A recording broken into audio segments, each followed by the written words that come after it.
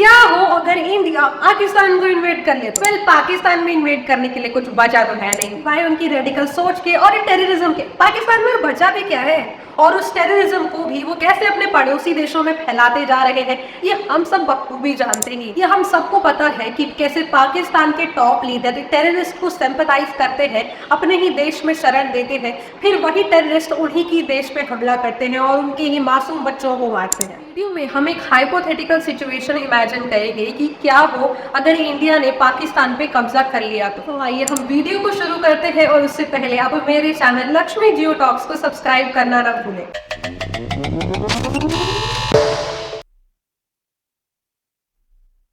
तो दोस्तों, इससे पहले हम इस टॉपिक में जंप करें, हमें पाकिस्तान और इंडिया के हिस्टोरिकल कॉन्टेक्स्ट को समझना जरूरी है, आज़ादी से पहले और आज़ादी के बाद।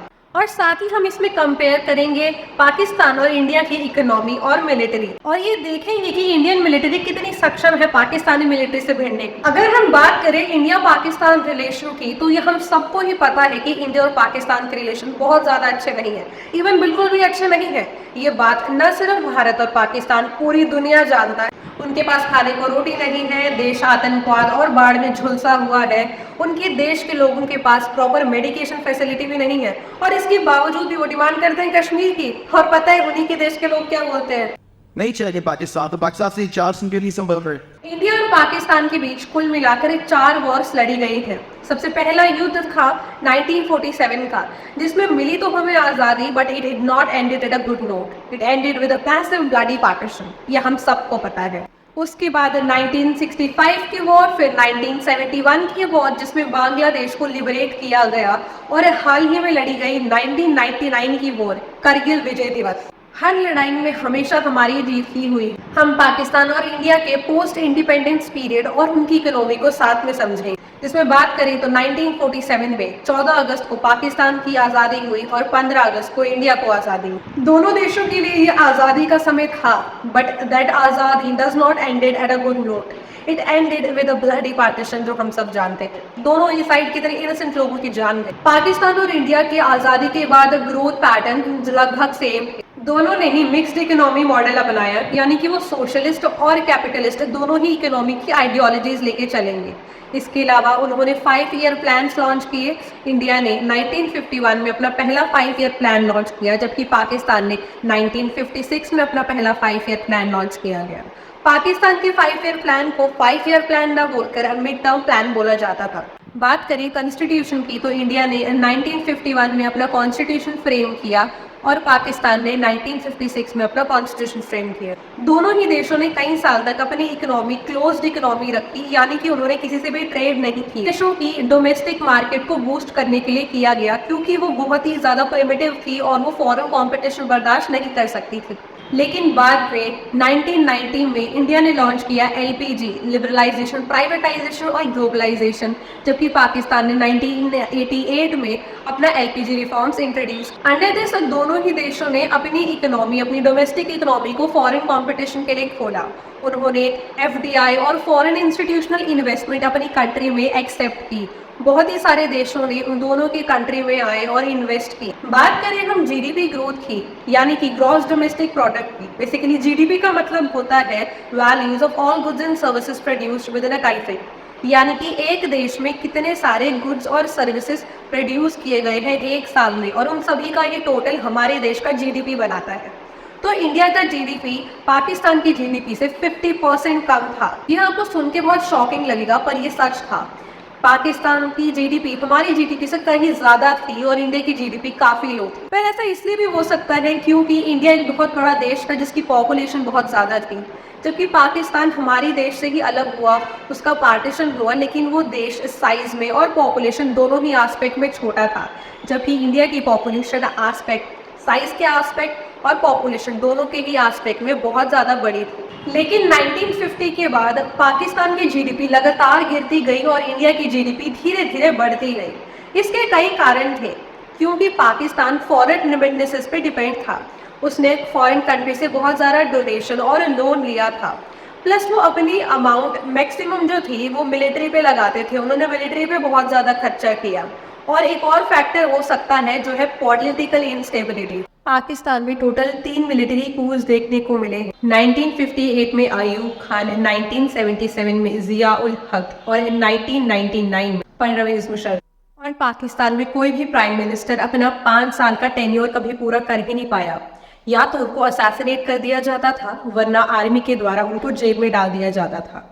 बेसिकली मिलिट्री कू का मतलब होता है जब एक एरिया में उसकी सरकार को हटाकर आर्मी वहां पे कंट्रोल ले लेती। इंडिया में कभी भी कोई मिलिट्री कू देखने को नहीं हुआ फॉर्चुनेटली, और this gave India an edge over Pakistan. हमारे देश में पॉलिटिकल स्टेबिलिटी काफी ज्यादा रही, हालांकि कुछ ऐसी सिचुएशन आई बट इंडिया ने उसको डील किया। अगर हम बात करें इंडिया एंड पाकिस्तान के मिलिट्री पावर की, तो दोनों की ही मिलिट्री काफी ज्यादा स्ट्रॉन्ग है वर्ल्ड में।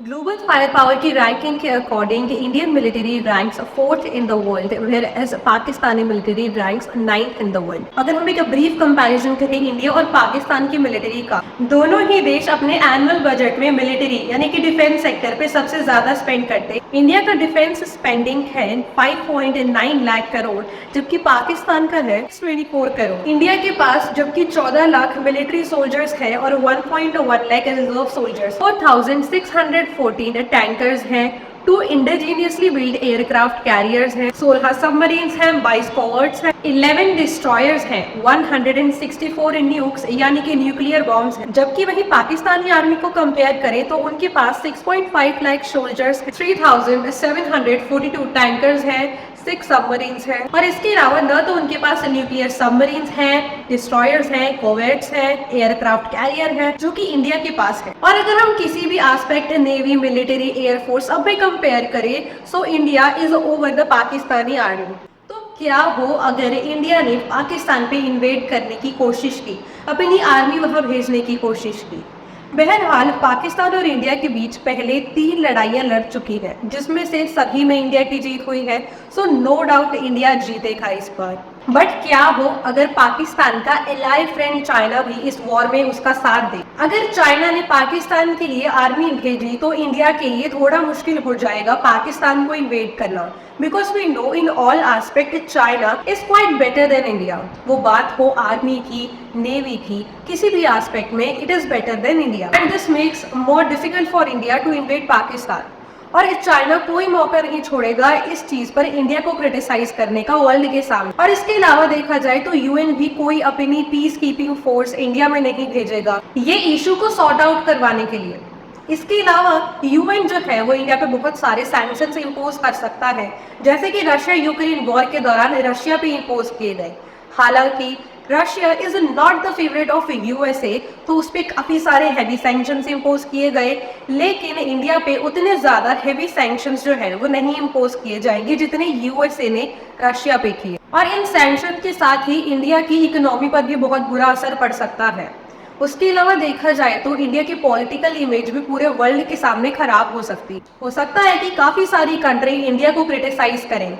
फॉर एग्जाम्पल सबसे पहले तो चाइना, कुछ Muslim country for example Saudi Arabia, Turkey, इसमें इंडिया को घर की क्रिटिसाइज कर सकता है। यूएसए और यूरोपियन कंट्री भी अपने एक्सपोर्ट और इम्पोर्ट इंडिया से कट कर सकती है कुछ समय के लिए। और इसके अलावा इंडिया जिन कंट्री से ऑयल इम्पोर्ट करता था, हो सकता है कि वो मुस्लिम कंट्रीज भी जो है वो इंडिया को ऑयल इम्पोर्ट ना करें, बट इट्स ओके। इसके अलावा भी इंडिया इजराइल से ऑयल परचेज कर सकता है, लेकिन उस ऑयल की कॉस्ट बहुत ही ज्यादा भारी है। और बात करें पाकिस्तान की, तो पाकिस्तान तो ऑलरेडी पॉलिटिकली इनस्टेबल है।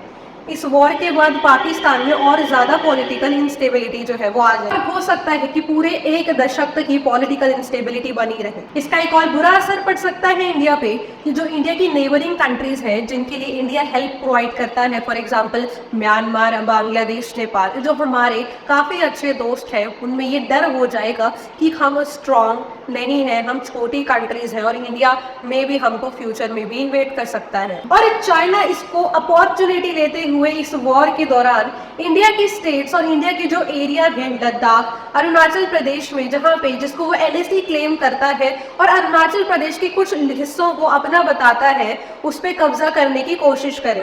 चिल, क्योंकि ऐसा कुछ होने तो नहीं वाला ना। इंडिया जो कि इकोनॉमिकली, पॉलिटिकली इतना ज्यादा डेवलप कर रहा है, इस साल G20 की प्रेसिडेंसी इंडिया के पास थी। कुछ ही दिन पहले इतने बड़े बड़े वर्ल्ड लीडर्स जो है वो इंडिया में आए। इंडिया ने अपनी ग्लोबल इकोनॉमिक पावर पूरी दुनिया को दिखाई। इंडिया के प्राइम मिनिस्टर श्री नरेंद्र मोदी जी को दुनिया में सबसे ज्यादा लवेबल और सबसे ज्यादा पॉपुलर प्राइम मिनिस्टर का दर्जा दिया गया है। इंडिया जो कि बात करता है पीस कीपिंग की, अपनी neighbouring country for example Bhutan, अगर वहां पर चाइना इन्वेड करने की कोशिश करता है तो इंडिया खुद जाकर उस देश की मदद करता है। क्यों, आपको याद है ना डोकलाम स्टैंड ऑफ, उसी की बात कर रही हूँ मैं। इसके अलावा हम बात करें नेपाल की, तो जब नेपाल में इतना ज्यादा अर्थक्वेक आया था, सबसे पहले नेपाल की हेल्प किसने की थी? It is one and only India. Turkey जो इंडिया को क्रिटिसाइज करता है, जब हाल ही में टर्की में अर्थक्वेक आया था तो टर्की को फाइनेंशियल एड, एनडीआरएफ की फोर्सेस और उसके साथ मेडिसिन किसने भिजवाई थी? This is India and this is Bharat. बात करें बांग्लादेश की, जो एक समय पे पाकिस्तान का एरिया था, उसको लिबरेट किसने करवाया था? It is India. सो इतनी ज्यादा पीस कीपिंग की बात करने वाला इंडिया ऐसा कदम नहीं उठा सकता एंड आई डोंट थिंक कि इंडिया को ऐसा कदम उठाना भी चाहिए। और रही बात पाकिस्तान की, तो पाकिस्तान में इन्वेट करने के लिए बचा ही क्या है? अगर इंडिया पाकिस्तान को इन्वेट कर भी दे तो मे बी उसकी पॉलिटिकल इकोनॉमिक सिचुएशन अच्छी हो जाए। So this is all about today's video. आपको मेरी ये वीडियो कैसी लगी नीचे कॉमेंट सेक्शन में बताएं, और किस जियोपॉलिटिकल और हिस्ट्री एस्पेक्ट पे आप वीडियो देखना चाहते हैं मेरे द्वारा, ये भी मुझे नीचे कमेंट सेक्शन में बताएं। Signing off, see you in the next video.